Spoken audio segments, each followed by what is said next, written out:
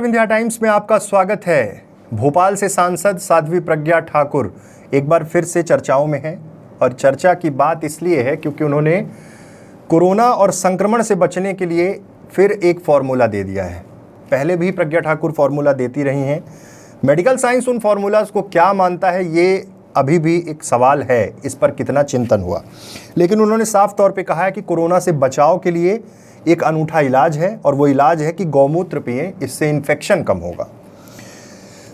साध्वी प्रज्ञा ठाकुर को लेकर कांग्रेस लगातार आक्रामक रही है। पिछले कोरोना काल में भी और इस बार भी एक सवाल बार बार उठता रहा कि सांसद लापता कहाँ हैं, लेकिन उनका कहना है कि वो अस्वस्थ होने के बावजूद अपने बंगले से ही लोगों की मदद कर रही हैं और साथ ही साथ उनके सहयोगी तमाम लोगों को ऑक्सीजन की व्यवस्थाएं और जो भी ज़रूरी चीज़ें हैं वो पहुँचा रहे हैं। लेकिन वो मीडिया के सामने नहीं आ पा रहे हैं, दिखावा नहीं कर रहे हैं, इसलिए चीज़ें लोगों को लग रही है कि साध्वी प्रज्ञा ठाकुर काम नहीं कर रही।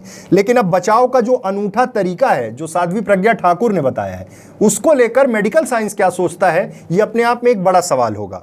क्योंकि उन्होंने साफ तौर पे कहा है कि गौमूत्र पिएं, इससे फेफड़े का इन्फेक्शन दूर होता है।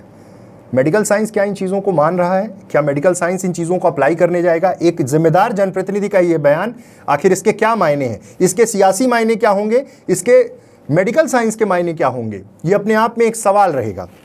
लेकिन फिलहाल उन्होंने साफ तौर पे यहाँ पर जब ऑक्सीजन कंसंट्रेटर देने पहुंची थी बैरागढ़ में, तो उन्होंने पूजन किया। पूजन समारोह के बाद उन्होंने कहा कि देसी गाय का गौमूत्र, इसमें भी गाय की वैरायटी देसी होनी चाहिए जिसका गौमूत्र हो।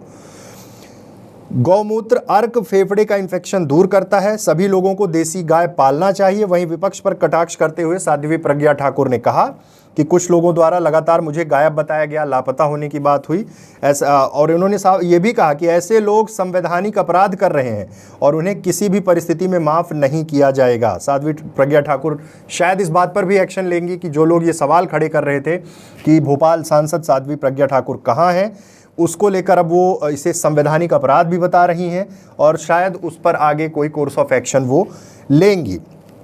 पेड़ लगाने की बात कही, तुलसी, बरगद, पीपल, तमाम चीज़ों का डिस्कशन हुआ।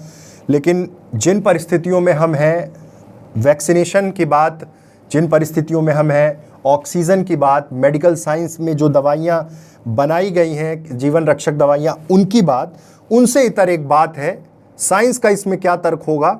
विशेषज्ञ ये बता सकते हैं कि गौमूत्र पीने से क्या कोरोना नहीं होगा। तमाम अलग अलग जगह सोशल मीडिया पर बहुत सारी वायरल फ़ोटोज़ आ रही हैं अलग अलग राज्यों से। कहीं गोबर से स्नान किया जा रहा है, कहीं गौमूत्र पिया जा रहा है। लेकिन इसके पीछे साइंस क्या कहता है ये जानना बेहद ज़रूरी होगा। लेकिन इधर साइंस से इतर भोपाल सांसद साध्वी प्रज्ञा ठाकुर ने साफ तौर पे ये कहा कि देसी गाय का गौमूत्र पिएं तो कोरोना का संक्रमण रोका जा सकता है, फेफड़ों तक संक्रमण नहीं पहुंचेगा। तो इसको अप्लाई पहले किस पे किया जाएगा?